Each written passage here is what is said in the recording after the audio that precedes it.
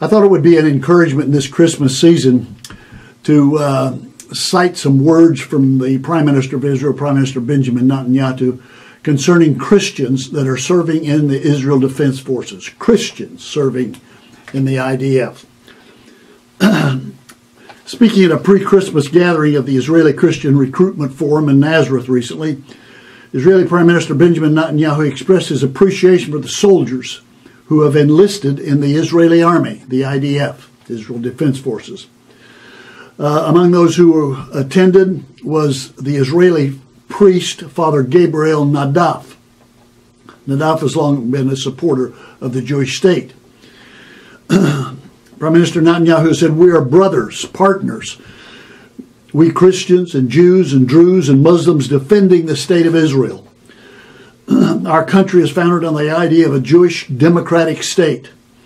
And in this country, relations between Jews and non-Jews should be in harmony, based upon mutual respect, based on equal rights, and most important, though, is also mutual obligations.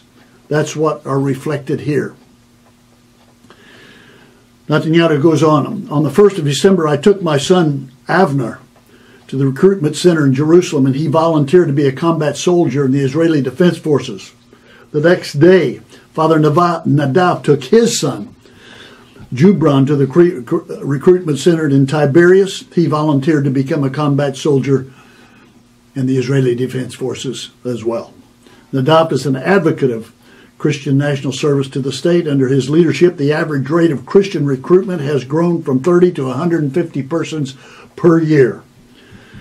Netanyahu also commiserated with the persecution of Christians throughout the Middle East. He blamed the rising tide of Islamic fanaticism and extremism for the increased suffering of Christians both in Israel and throughout the entire region.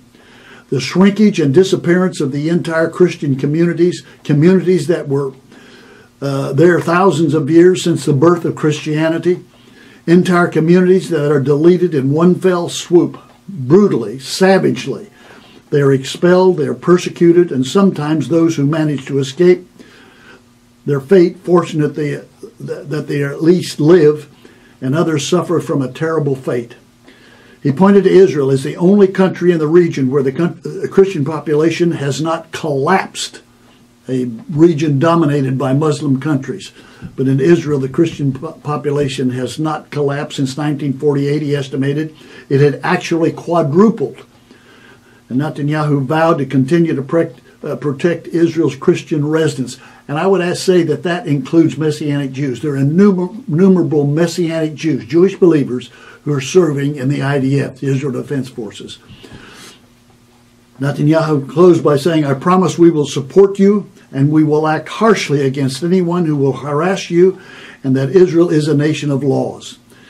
He said, "We will not accept any attempt to violate the law. We will exploit to justice all these rioters, or we could not be the state of Israel as an island of religious tolerance."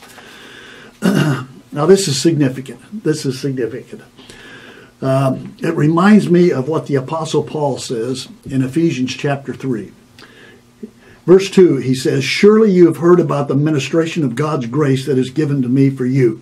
That is the mystery made known to me by revelation." And what is that mystery? This is what he says. "This mystery is that through the gospel, the Gentiles are heirs together with Israel, members together of one body, and sharers together in the promise in Christ Jesus."